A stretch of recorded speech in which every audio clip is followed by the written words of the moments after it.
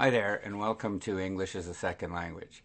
My name is Tim Cornish. I'm recording in Calgary, Alberta, Canada. It's November 2014. And quick, hit the share button with your finger. Good.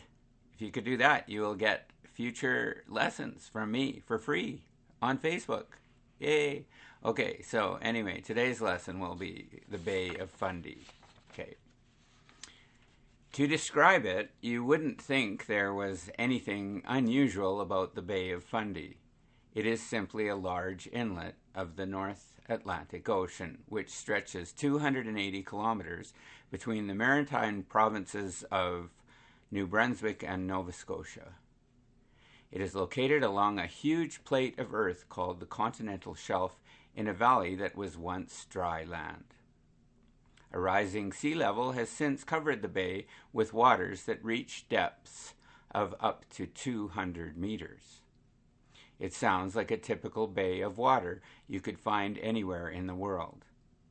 So what is it that makes the Bay of Fundy such a natural wonder? Try imagining a wave of water reaching 16 meters high, rolling in from the sea with such force that it has the power to reverse the flow of an inland river. That's the awesome power behind the Bay of Fundy's famous tides. Starting as a 1-meter high swell on the ocean, the waters of the bay roll in as part of a massive wave called a tidal bore.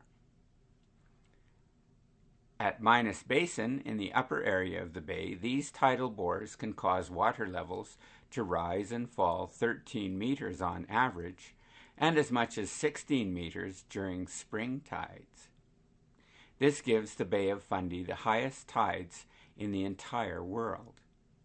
Nearly 100 billion tons of water pour into the bay as the tide peaks, a volume of 2,000 times greater than the water flowing out of the St. Lawrence River. Wow. The funnel shape of the Bay of Fundy is the major reason for its giant tides. At its mouth, near the Gulf of Maine, the Bay of Fundy is 120 kilometers wide between Yarmouth, Nova Scotia, and Cutler, Maine.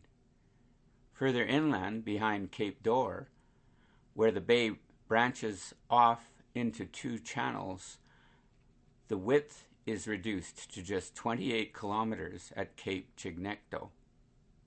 As the bay narrows, the water levels begin to climb, picking up speed and power as the tides travel inland.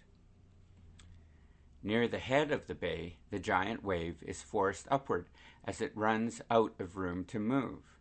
It rolls in with such force, streams and rivers that once flowed out towards the sea reverse direction. The huge tides also cover wide areas of mudflats, leaving them submerged until the water begins flowing back out to sea 6 hours later.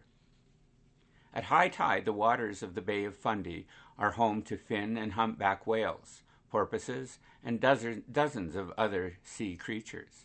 When low tide exposes the mudflats, people living along the bay can hunt for clams, mud shrimp, mollusks, and crabs. The mudflats are also a feeding ground and rest stop for thousands of migrating birds. Although the Bay of Fundy is known for its natural beauty, there are many people who would like to see the tidal power used to produce electricity. If generating stations were built along the bay, the rise and fall of Fundy's tides could be a source of power equal to the output of 250 nuclear power plants. This would not only give the Bay of Fundy the highest tides in the world, but also the most powerful. Thanks for listening. Hit that share button.